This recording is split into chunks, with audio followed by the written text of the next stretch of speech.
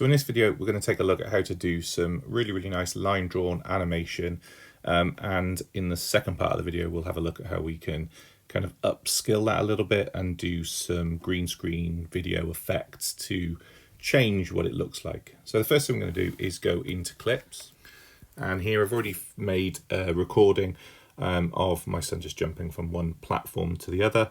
But the first thing I want to do is actually to make the line drawing a little bit easier is there's a bit of a cheat that you can do within clips, and that is if I turn on effects and choose the filters and change it to ink, actually what I end up with is that kind of line drawn effect anyway in the movie. But what I'm going to do is use these as a guide to do my own drawing, because I'm going to need to actually have this as a drawn element on the page, because I'm going to want to add some other elements into it as well.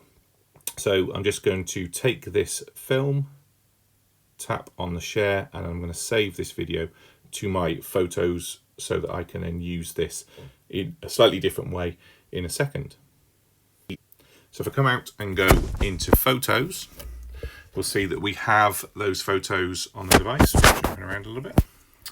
And I'm going to choose this clip, and then this is where you have to be a little bit creative. I'm going to just make sure I'm playing the video, and I'm going to use my finger to scroll through those clips, but what I want is an image of each one. So I'm going to take that first clip and take a screenshot.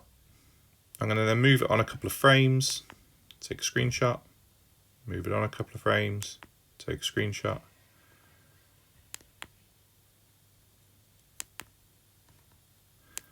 You don't need to, this doesn't need to look like a continuous flow the whole way through. So I'm just choosing some of those frames, probably every other frame really, just to get the whole approach. And maybe just one more there.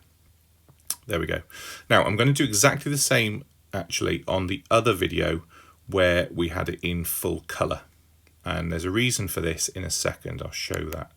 So I'm just going to go through the same process again. And you see, it is a little bit time consuming and picky, but it really does kind of work when you go through the process. So again, just every other frame. There we go.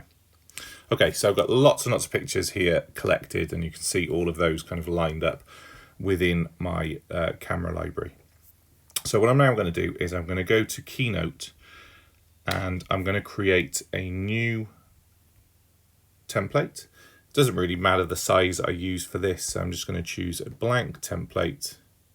So in this presentation I'm going to tap on the plus and go to photos and videos and go into my recents, and you'll see here that those photos that I've just taken are all collected in this one place. Now what I want is each one of those photos in sequence over this side as a separate slide, and now to do that it's quite easy. Tap and hold on the first one, and you'll see that I have control of that. And then if I tap on each photo in sequence, I can then select each one of those pictures. Now just be careful to make sure that you do select them in sequence, because when I drop them over here, I want them to be in that complete sequence. Now the next thing to do is tap on the paintbrush and just get rid of the title and the body. That will make a lot of sense in a second, because the very last thing I want to do is just make sure that on each of the slides I change the opacity down, because I'm going to want to draw over the top of these. So this takes a little bit of time just to go through each one. Make sure you select the picture, take the opacity down. It doesn't really matter what level that you take that down to, as long as you can see through it, because we're going to want to be able to use that as a guide to draw over the top. So I'll just go through each one of these. And the reason that we've changed the opacity is because otherwise I would see the writing underneath. And also I can get rid of this top slide, and then we have our animation. And this is what it's going to look like as we go through in our own drawing. Now this next step is a little bit time consuming, can be time consuming, but actually it's just a little bit of fun just to play around with. And that is just taking the fill tool, the paint tube tool, and just really going over the edges of your drawing just to make a mark. You can be quite rough with this. As long as you leave a mark on the page, it's going to show up If you want it to be aligned, just make sure that you go back to that start point so that you don't do a complete fill. But if you've got a section like this, you'll see that in Keynote this works really, really nicely to fill a section really quickly. So it really, it does look like it's going to take a long time to go over, each one of these slides, but in actual fact, because of that fill tool in Keynote, it really doesn't take long at all. It's just a kind of outline process. Even with this big kind of patterny look on the t-shirt, you can just kind of scribble over. And we're not after perfection. We're not after this looking exactly like it did in real life. We're just after an effect. So there we go. So you can see how quickly it is to kind of add a pattern. I'm just using the line drawn element underneath to just kind of help with a bit of guide just to where the main elements are, like the arms and the head, etc. So I'll carry on doing this, and then we will skip through to the next step. Okay, so I've jumped ahead a little bit here. I've completed the drawings. You can see them on the left. I've started to add another little flavour in.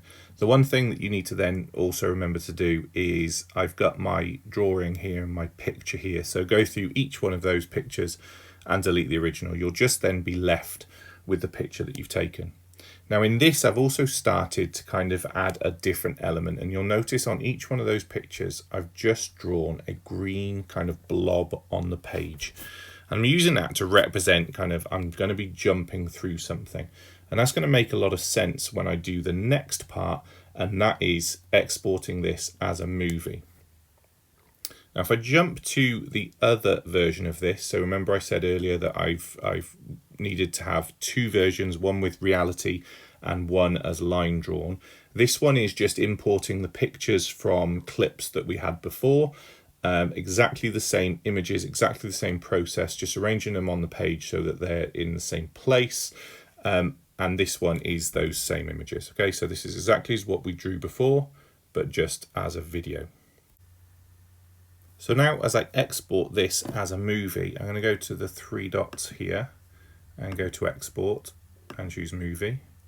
I'm just going to choose this go to next slide after 1 second. It just allows, because this is quite quick animation between each slide, it just kind of splits it up a little bit and it allows me to play around with it a little bit more in iMovie. So I'm going to tap export on that. And that's very quickly going to just create that as a video. Now it might seem a little bit weird, like I've taken a video, taken screenshots of it, put it into Keynote, and then made it back into a video. Why not just use the video in the first place? And the reason is because I need exactly the same shots, same frames as I have in my drawn one. Okay, so in this one I have 18 images, so 18 frames, and in the line drawn one I have exactly the same pictures. And again, like I said, all I've done additionally on this, and this is the reason why I don't just use the clips picture, is that I want to adapt this. So I've drawn this green element because what we're going to see is jumping through this kind of green space. So I do the same, more, export, movie, make sure I've got that 1 second selected again, tap export. It's going to create this as a video, exactly the same. So then when I go to my album, you'll see that I have these two videos, this one here. It's quite slow at the moment, but I can play around with that in iMovie. And that is exactly the same as this one here, okay? But one is coloured in real life, and the other one obviously is a drawn picture. So now I'm going to go into iMovie and start a new project and start a new movie. And I'm going to select that first video that we created, which is actually this one here that's 18 seconds long, and I'm going to create the movie. Now the reason why I'm adding these in separately is because on the second clip, which I can find in videos that recently added, and I want that 18-second long one, which is this one here. Instead of adding it, I tap on the more, the three dots, and tap on green blue screen, and that's going to add that over the top. And now what I need to do is also make sure that I get rid of that green. So you'll see at the moment it's set on auto. If I tap on the green color, you'll see it gets rid of the green. And if I play that movie through, that's the effect we're looking for. So that kind of jumping through reality into this. Now this is the reason why you've had to hand draw it, because you had to add in that green element as well. Now the second thing you can do is you can change the speed of this video. We said before that there's that kind of little imbalance really in terms of how quickly that jumps through. So you can play around with those. What I find is if you see here that one's going ahead of the other now because I've changed the speed of this. So what you really want to do is think about, there we go, kind of still stretch that out a little bit more. In fact, I'm going to add that back in again just to go through the process, because the way to do this is a little bit easier if you create your movie. If I tap done now and save this as a movie, I've added those two layers together instantly. So having those two layers as one layer instead, if I create a new project now, you'll see that I've now got that completed movie, which is this one here. And it runs all the way through. And if I want to speed that up, I can just do that, and I don't need to worry too much about the layers. So now that kind of 18-second long clip is now a little bit quicker going through, so it animates a little bit quicker through. There we go, you have that glitch effect. So there we go, that's how to make a simple animated drawn video merging with real life, doing a little bit of art, and I'm sure you can come up with some really creative ways to merge reality and line drawn animation. So this example uses exactly the same approach, just from a different point of view. So the left hand side is green screen over the drawing with the original video through the bottom.